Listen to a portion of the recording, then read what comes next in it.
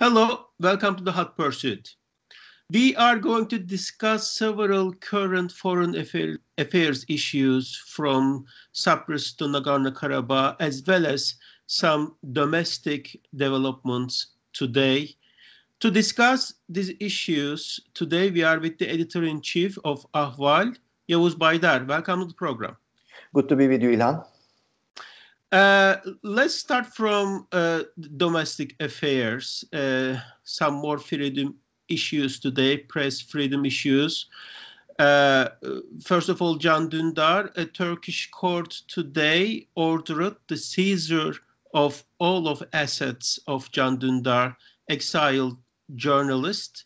This is kind of a follow-up coming from a couple of weeks ago. The judge ordered, or the prosecutor demanded, and judge granted today.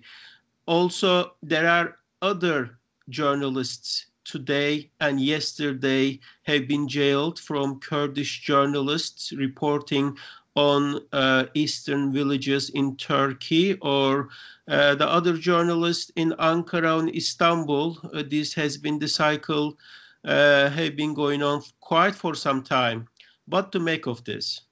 Well, Ilhan, things are speeding up really regarding Turkey. It's a lot of developments at the same time, such a moving target. Very hard for us to cover it actually as Ahval. As you notice, you as the executive editor of Ahval English, I as editor-in-chief, we are having a hard time.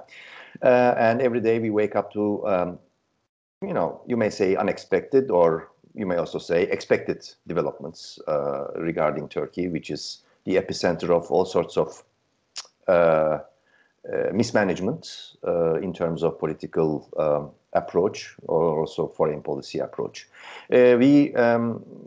Towards the noon Turkish time, we received a news piece that reports that Can Dündar, our colleague, based in Germany now, in exile, his assets were seized by the authorities.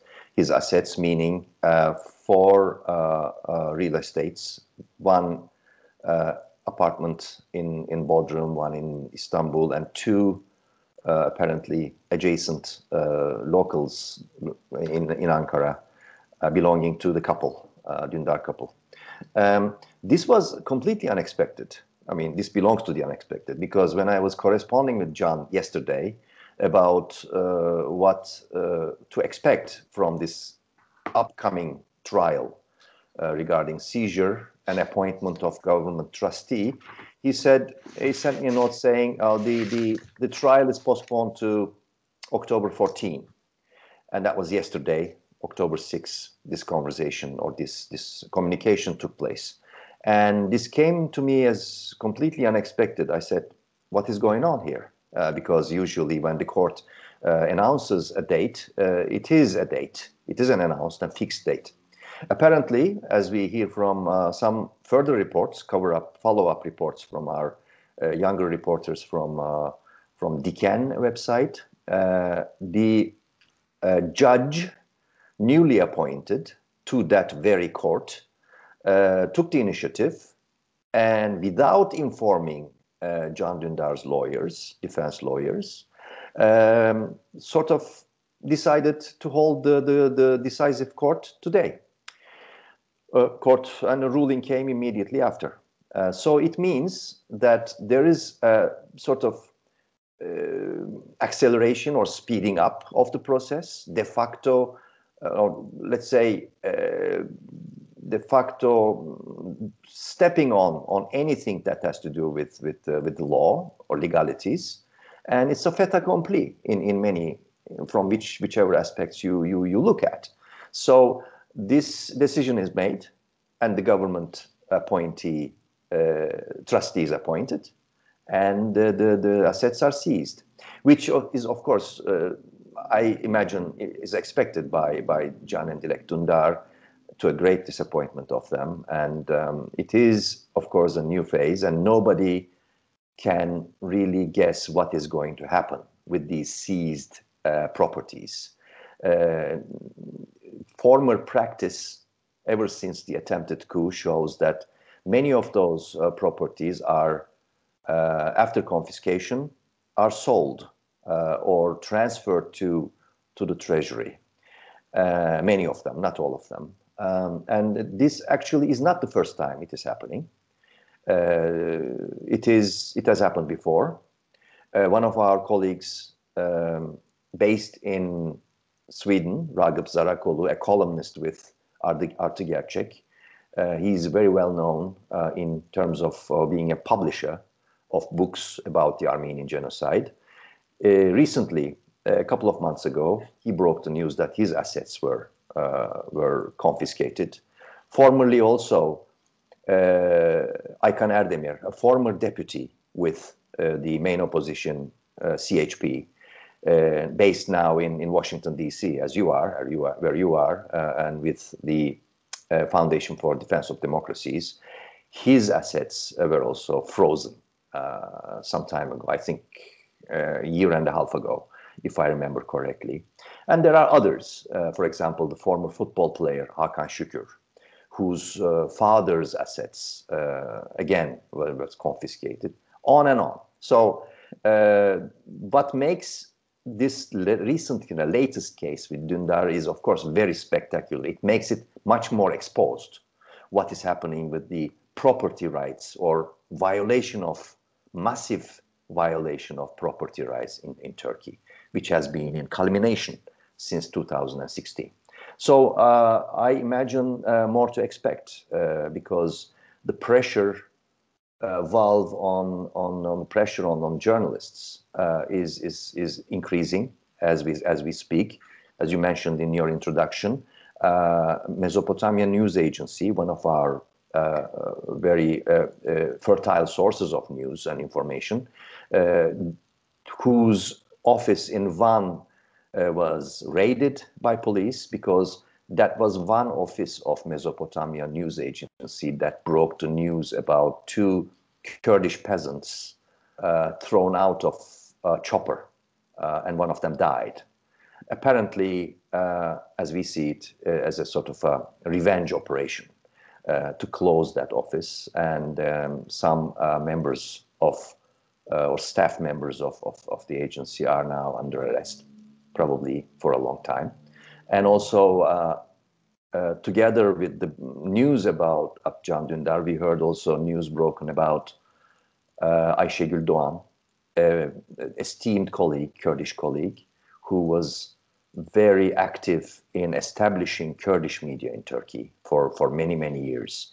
She's now being accused of terror propaganda or whatnot for up to 15 years of imprisonment.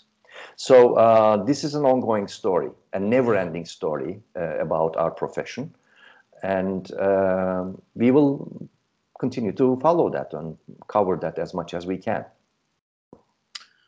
Okay, every time we think that things cannot get worse in Turkey, Biliker, we see another morning and things indeed get worse. I will also add something about the case of property rights, which is the sacred right, of the Western civilization.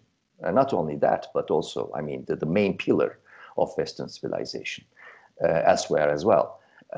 So property rights has never been shed light on, under the spotlight in the past 4 years. There have been cases brought to the European Court of Human Rights, and property rights clause in European Treaty of Human Rights is one of the most visited and decided upon clauses. So as we reported in Ahval, more or less an estimated value of confiscated and seized assets, private assets or company assets in Turkey since the botched coup go up to 32+ billion American dollars. And apparently we will do a lot of coverage of things in European Court of Human Rights in the coming months and years, probably. I see. And foreign affairs.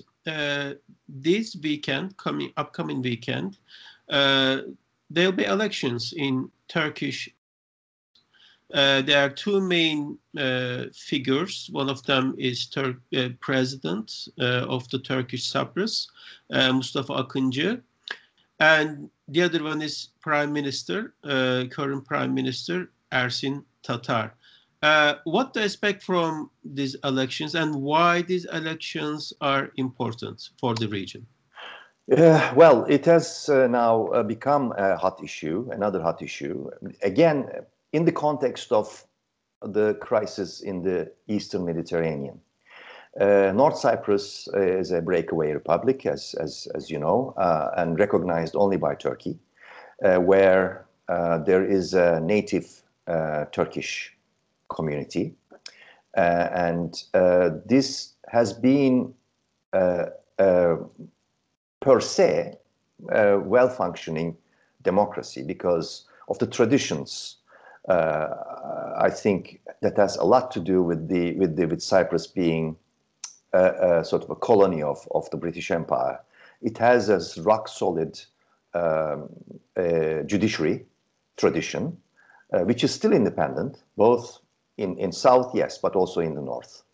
And also fairly held elections, despite the fact that the North Cyprus is under fire, internationally speaking. And also there's an unresolved huge conflict which divides the island.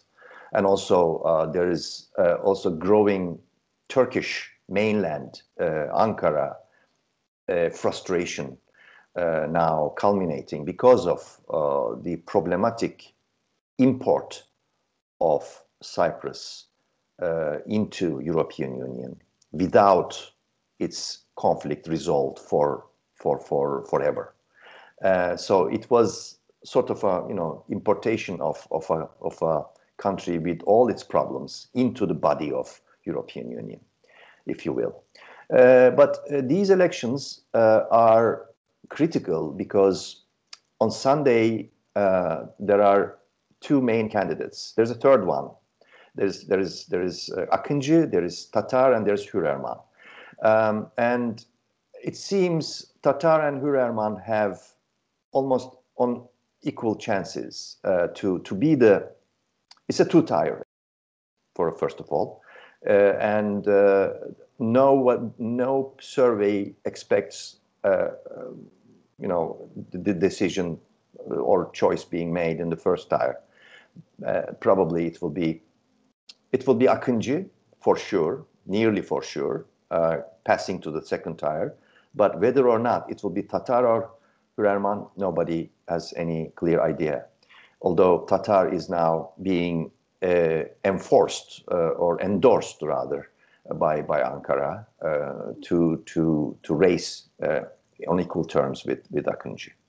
And what happened is that there have been reports in North Cyprus press, which is a free press, by the way, very pluralistic and free, has always been. In a newspaper called Özgür, which means free, there were photographies, pictures, and reports on the front page saying that Turkey's vice president, Fuat Oktay, with a delegation, had settled in one of the luxury hotels in Girne. And there he was sort of on constant setting up a base as advisory to Tatar and his team to make him win. It's a big delegation, as newspaper claimed. These claims were never confirmed by the other side, nor denied really. And everybody knows that Oktay's press secretary is there, has been there for some time. So after this breaking of news, things have gotten really more tense. And then today is Wednesday, October 7.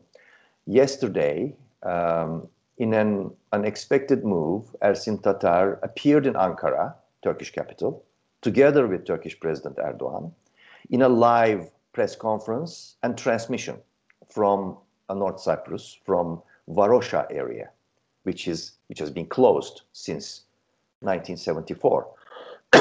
And as I am told, by our colleagues, Turk Cypriot colleagues. It was a spectacular and very, to the deputies of North Cyprus, very irritating show. In that, Tatar was quite submissive, appeared submissive, silent, and Erdoğan very active and dominant, even telling the cameras where to turn the cameras, etc. The show was about opening a road to the beach of Varosha. So apparently the announcement is only to open the beach of the closed Varosha to the public. No more than that. But that per se was enough to cause a lot of reactions from United Nations, European Union. Josep Borrell had used quite a harsh language, saying that Turkey was directly intervening in the upcoming elections, and also Moscow. Russia issued quite a harsh statement, saying that it is naming certain United Nations Security Council resolutions, one after another.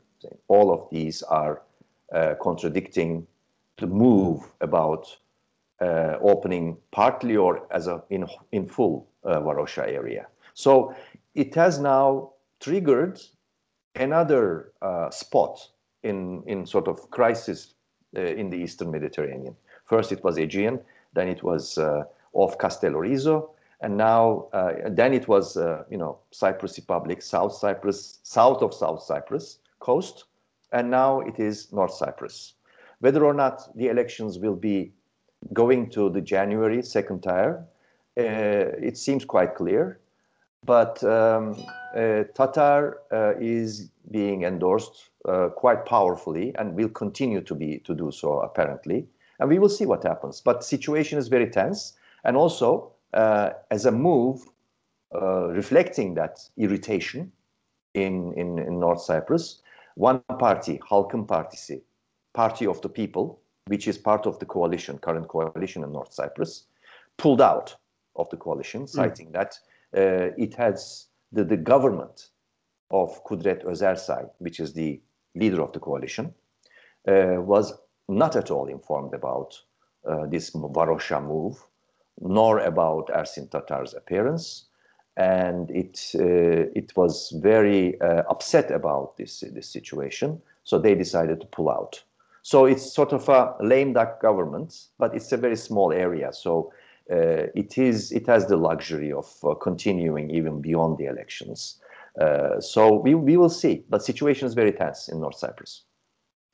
So we will be covering and following up these elections on Sunday, and viewers certainly welcome to Ahval to follow the elections and the results, at least the first round, and then we'll see how it goes from there.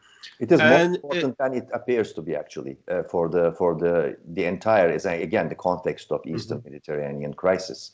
It will have repercussions and some perhaps unexpected consequences, this election. Yes.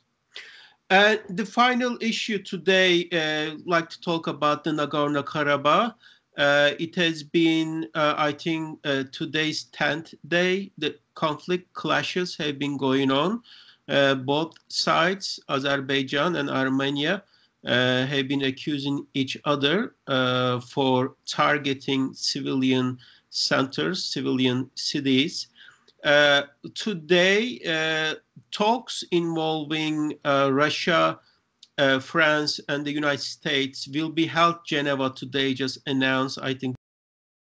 And then on Monday, it will be continued in Moscow. These talks obviously aim to find some kind of ceasefire, whether permanent or temporary.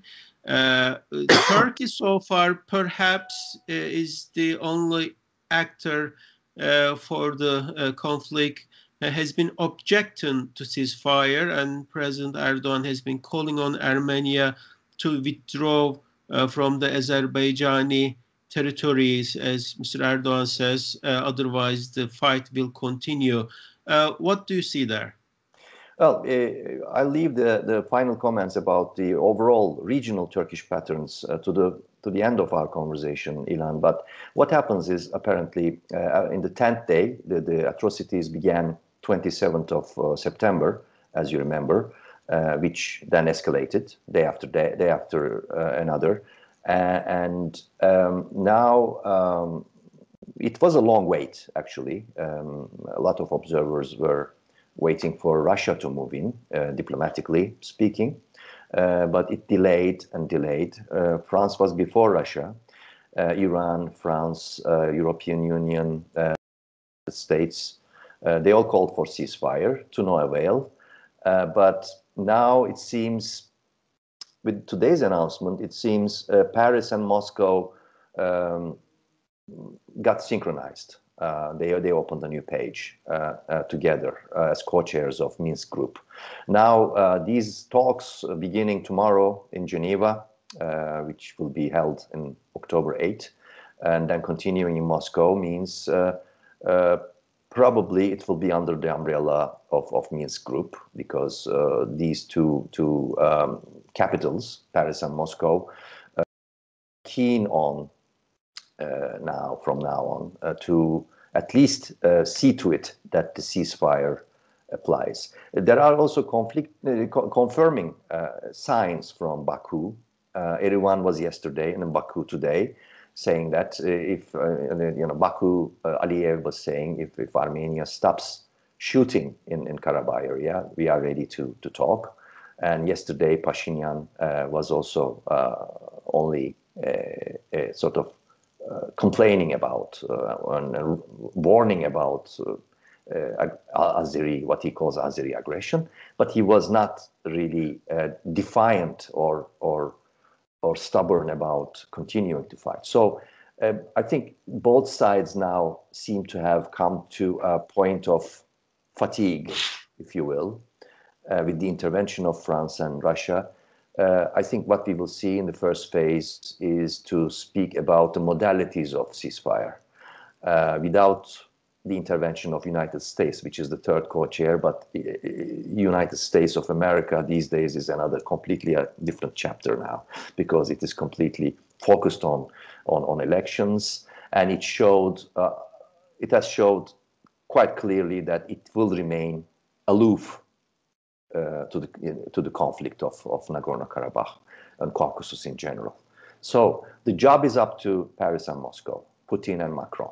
And probably it will take some time. What I think interesting part will be, we could expect a ceasefire being declared quite soon. But interesting part will be what will happen afterwards, because there are two things. There is the status, unresolved status of Nagorno-Karabakh and occupied territories by Armenia. And second, what will happen with the Turkish involvement, with the stance of Erdoğan and Bahçeli alliance in Ankara, how it will react to these developments. Will it continue to boost an Azeri offensive or not? How Ankara will react to this, we haven't seen yet, but there will certainly be a reaction from Turkish capital. And from then on, we will see whether or not what many foreign observers see as Erdoğan's Turkey destabilizing the entire region will continue to rise as perception or not. So this is where we are in general. I think Karabakh conflict, at least the hostilities now are about to fade in a sort of slow motion manner, most probably. And we have not heard much from Washington, while the Minsk Group co-chairs Moscow and Paris will be overseeing these talks. not sure whether Washington, I am sure Washington will have some kind of Represent. representation at the table, Absolutely. but we don't see anything from the White House or State Department at this These point. talks will not be happening without any American representation, certainly, because Minsk Group is Minsk Group, and it is going to continue to call the shots regarding Nagorno-Karabakh. We will see that. But again, the big question mark is whether or not the so-called Lavrov plan will be, put on the table again, sort of forcing Armenia to give up some of the occupied territories around Karabakh in a timetable, how it will develop, what will Azeri side demand, how far it will go, whether or not both sides will stick to their maximalist positions or not. It will be a difficult phase. Time has shown that conflict resolution in that part of the world has been quite an uphill battle. So we will see what happens. Again, the most unclear part is, of course, what will happen with Ankara's involvement. Again, this is there has been an active Turkish involvement through confirmed presence of the Syrian mercenaries and jihadists. There have been more than 55 funerals taking place in the area. So by that series of events, there have been confirmations that there was foreign involvement of exported Syrian paid soldiers or militia or jihadists. That will be an issue between Turkey and Russia. That will continue to be an issue. And as we see it, the Turkish-Russian relations are getting more and more and more tense. Absolutely. This may come to a point where it's very hard to manage. Because for Erdoğan, given the acceleration of the crisis at home, particularly in economy, as we see, Turkish lira gaining ground, losing ground day after day, hour after hour, and also not having gained any ground in terms of involvement in different crises in the region. It may be a big challenge for the side of Putin to deal with that kind of situation. For Erdoğan, it may be a choice to continue to get involved until the day after the American elections, and even between the American elections and until the inauguration of the American president in January. These months will be extremely tense, sensitive, delicate for the world to see. What happened? I will end there with the Turkish involvement in the region, with Syria, beginning with Iraq, Syria, Libya. It has all been, as put by one Turkish main opposition deputy, former diplomat, senior diplomat, Mr. Ünal Çeviköz in Parliament yesterday, that there has been no gains at all. And I think he used the phrase, he said the Turkish foreign policy has lost everything in terms of a compass. And it is only bringing loss after loss after loss, what we call solitude, which is increasing, which is a solitude that is cementing in the region. Turkey has been left empty-handed regarding Libya. It is in a very fragile position in Idlib, in northwest of Syria, vis-a-vis Russian forces, and it has been exposed quite clearly in Nagorno-Karabakh or Southern Caucasus, and it has been blocked quite clearly by the European Union regarding Eastern Mediterranean. So that is where we are regarding the Turkish foreign policy moves. And this all makes everything continuing to be very interesting, let's say. And quite complicated. Mm. Thank you so much for your time. That's it for today, but it seems like we are going to continue discussing all these different issues on whether Turkish foreign affairs or domestic affairs next time. Thank you, Ivan. See you. Thank you.